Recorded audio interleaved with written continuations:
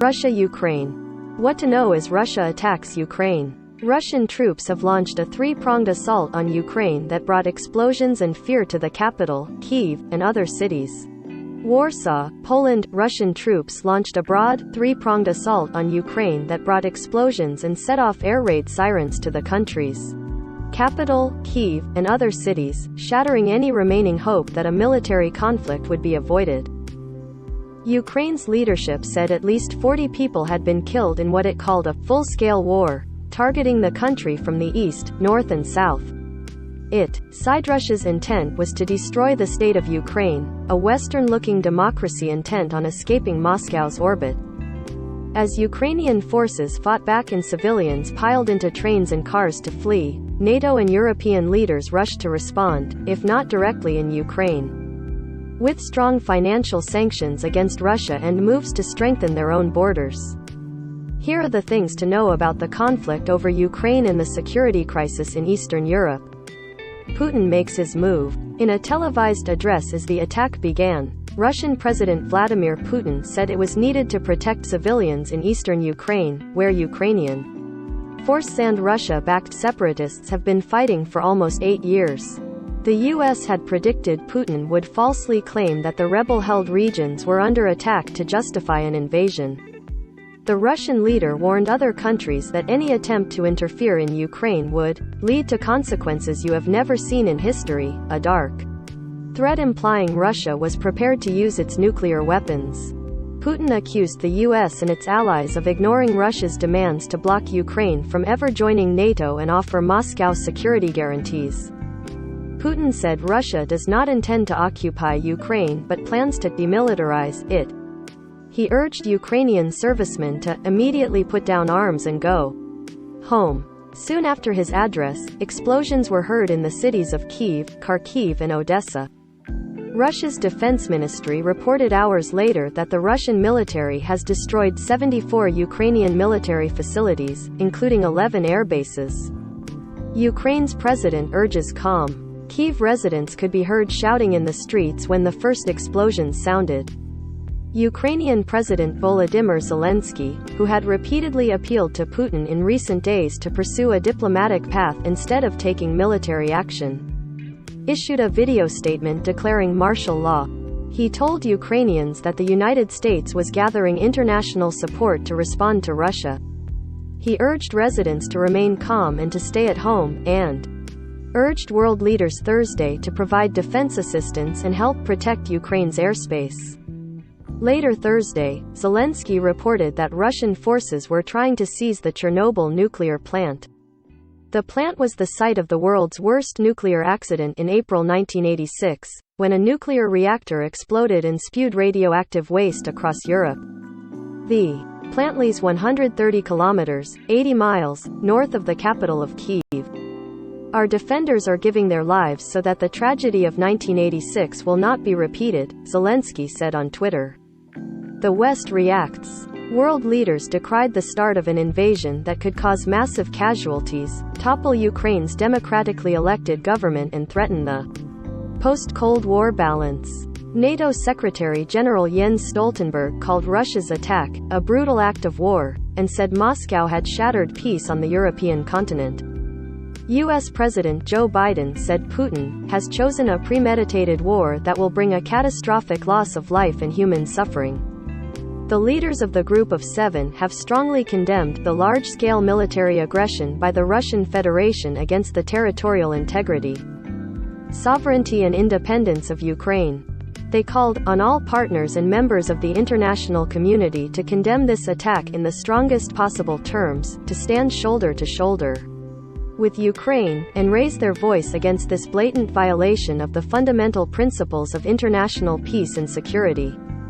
The head of the UN Refugee Agency called on neighboring countries to keep their borders open for Ukrainians fleeing the fighting. UN High Commissioner for Refugees Filippo Grandi pointed to reports of casualties and people starting to flee their homes to seek safety. He said his agency had stepped up its operations and capacity in both Ukraine and its neighbors. World markets fall. World stock markets plunged and oil prices soared amid concerns that heating bills and food prices would skyrocket. Beyond its human toll, the conflict looks set to send prices spiraling even higher at gasoline pumps and grocery stores around the world. Russia and Ukraine are major producers not only of energy products but also grains and various other commodities. War could upend global supplies, as could sanctions brought by the United States and other allies. When will the West impose more sanctions?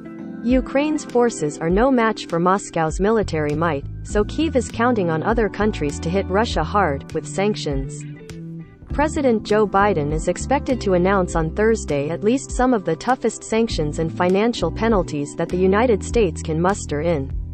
Biden, for weeks, promised swift and severe costs if Russian forces moved into Ukraine, and he made clear that the world's biggest economy would go after Russia financially, not militarily. Biden administration officials described measures that would send Russia's ruble crashing, isolate Moscow from the world financial system and potentially drive the country into recession. Meanwhile, the European Union planned the strongest, the harshest package ever to be considered at a summit on Thursday, according to EU Foreign Policy Chief Josep Borrell. A major nuclear power has attacked a neighbor country and is threatening reprisals of any other states that may come to the rescue, Borrell said. This is not only the greatest violation of international law, it's a violation of the basic principles of human coexistence. It's costing many lives. With unknown consequences ahead of us, the European Union will respond in the strongest possible terms. EU beefs up peacekeeping force in Bosnia. The European Union-led peacekeeping force in Bosnia announced that it would double the number of its ground troops to prevent ripple effects from the conflict in.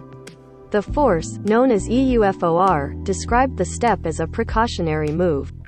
The deterioration of the security situation internationally has the potential to spread instability to the ethnically divided Balkan country, it said. A staunchly pro-Russian Bosnian Serb leader, Milorad Dodik, has for years advocated the separation of the semi-autonomous Bosnian Serb mini-state from the rest of the country. Last winter, with tacit support from Moscow, Dodik intensified his secessionist campaign, pledging to form an exclusively Serb army, judiciary and tax. The EU force announced that 4 companies of its reserve forces from Austria, Bulgaria, Romania and Slovakia would deploy to Bosnia over the next 2 weeks to reinforce its 600-strong contingent already stationed in the country. The new deployments will total 500 troops. NATO's eastern flank. The countries on NATO's eastern flank, all under Soviet domination during the Cold War, are especially nervous. The Baltic states of Lithuania, Latvia and Estonia wondered if they could be the Kremlin's next target. Poles were also shaken. The parliament in Poland, which borders both Ukraine and Belarus, strongly denounced Russia's attack on Ukraine and vowed its support to Ukraine. Members of the Sejm, or lower house of parliament, approved by acclamation a statement condemning Russia. Polish Prime Minister Mateusz Morawiecki told the Assembly that Thursday would go down in history as the day Russia chose war, attacking another nation for no reason. U.S. Ambassador Mark Brzezinski sought to assure Poland that it is safe. He noted that there are now 10,000 U.S. soldiers in Poland. More than half were deployed in recent weeks amid the Russian threats. China's support for Russia. China's customs agency on Thursday approved imports of wheat from all regions of Russia, a move that could help to reduce the impact of possible Western China's populous market is a growth area for other farm goods suppliers, but Beijing had barred imports until now from Russia's main wheat-growing areas due to concern about possible fungus and other contamination.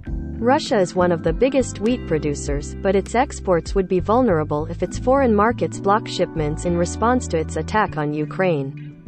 Thursday's announcement said Russia would take all measures to prevent contamination by wheat smut fungus and would suspend exports to China if it was. Ukraine sees more cyber attacks. The websites of Ukraine's defense, foreign and interior ministries were unreachable or painfully slow to load Thursday morning after a punishing wave of distributed denial of service attacks as Russia struck at its neighbor. In addition to DDoS attacks on Wednesday, cybersecurity researchers said unidentified attackers had infected hundreds of computers with destructive malware.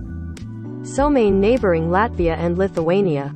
Officials had long expected cyberattacks to precede and accompany any Russian military incursion. Associated Press writers around the world contributed to this report. Follow app's coverage of the tensions between Russia and Ukraine at https://apnews.com/hub/Russia-Ukraine.